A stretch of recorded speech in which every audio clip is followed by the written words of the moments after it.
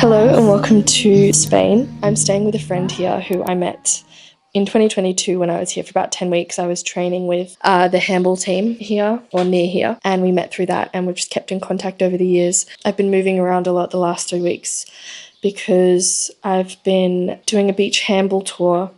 We've played some tournaments in France and the Netherlands, and there's been training camps, and so it's very scheduled and lots of early travel days.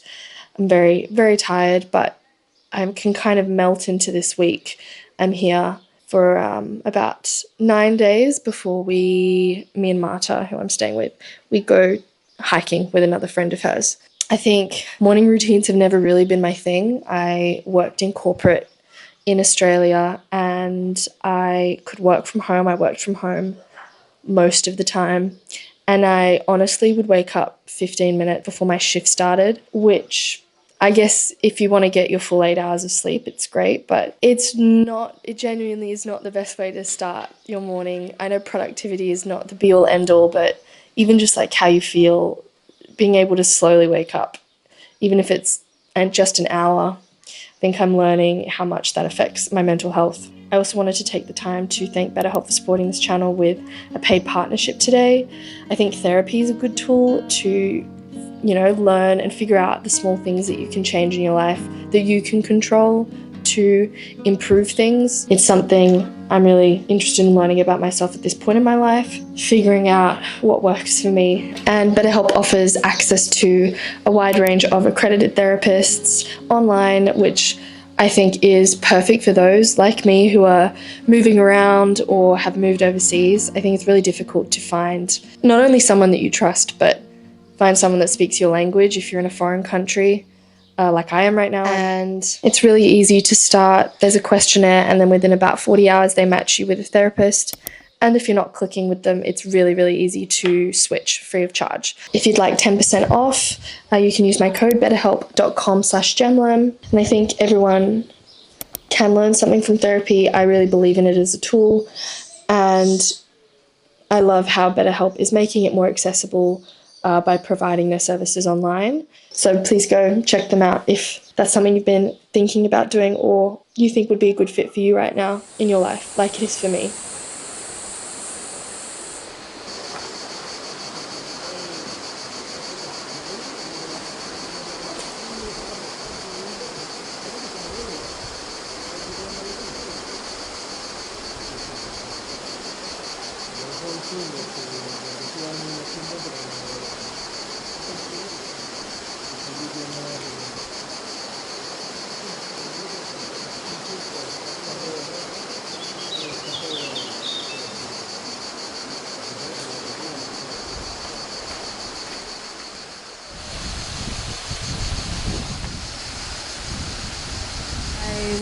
There was a couple here with their dog, a dog called Pipo, and we started talking.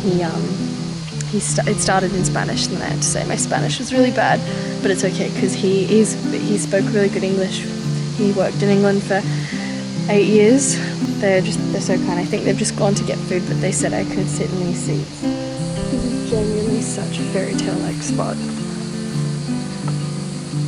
But I remember when I was here a few years ago, Marta took me to another point in the river. So now I'm trying to find it from memory. Yeah, look how gorgeous this river is. And you can hear this river at night. What's beautiful is I don't have to worry about brown snakes and just venomous snakes in tall grass. But I was told about a donkey that likes to come into this area, and it can be quite aggressive. So I guess I have to worry about a donkey. Actually, oh my god, so in Spanish, donkey is un burro. And maybe the whole world knows this and I was just late to find out, but that is why the word for burrito is directly correlated to the burro, because the burrito looks like I'm pretty sure it's the thing that goes on the donkey, or it looks like a donkey, or the bags and stuff that they put on a donkey, so it's a burrito, which I thought was really cute. I only learnt this recently.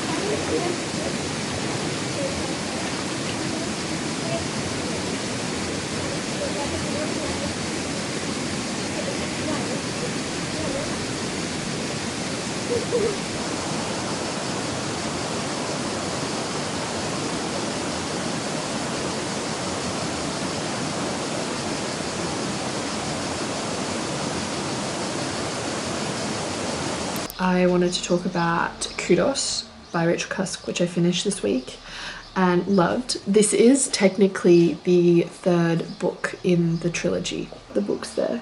So it's Outline first, then Transit, and then Kudos. And I loved it. The reason I read it first, because I haven't read the other two books, I started reading Outline, which I was enjoying.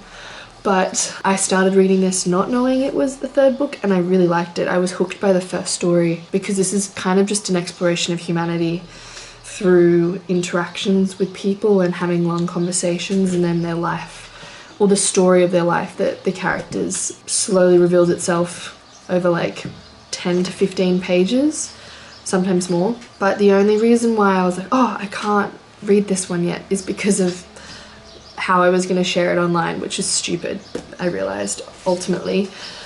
So yeah, I read this one, I finished it, and I loved it. I think the reason why I connected with it first, because the first story and character, that it was the main, or at least a huge part of the story, was about grief, which I've kind of not enjoyed but been interested in reading about, and I have connected to stories about grief recently and how it affects certain people, how different authors describe it, or how different people describe it. And then the other theme that I really liked in this book was about sisterhood. There's all my clothing. I'm gonna move this here, sorry.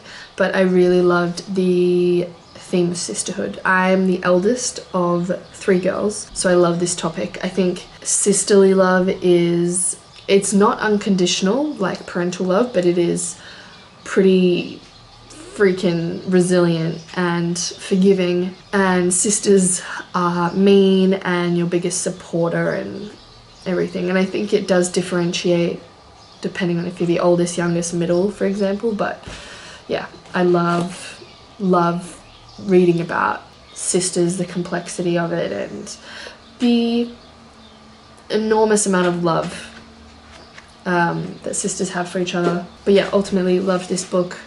I think the characters allowed readers to go into like a vulnerable part of everyone's lives, which I really enjoyed. I can understand why the writing style isn't for everyone. You know, I've seen equal admiration and criticism for Rachel Cusk's writing in general. It's like Sally Rooney. I think it's just for different people at different times. I've seen love for Rachel Cusk's writing as equal as criticism, and I love Rachel Cusk in her writing, and I've read enough of her work now, I guess, to be confident in my love for her writing now. I can defend it. But I think the criticism, like, if it's not for you, it's not for you, and maybe it's just a time in your life when it's not a great fit. That's why I like the idea of rereading books, especially when there's been such a long period of time between them, because you're a different person when you read them, and therefore you connect to things, or are disconnected from certain things that you may have once been. And I think that's the same with Sally Rooney, because I'm personally a lover. I love Sally Rooney's novels, the ones I've read. Well, actually, which is all of them. I've read all her novels, but yeah, you know, it's normal for lots of people to love, and then another bunch of people to hate, or just dislike or feel indifferent to certain books. And I think that should be encouraged and is normal, and sometimes you don't see a lot of that on the internet. People get very offended if you don't like a book that they loved.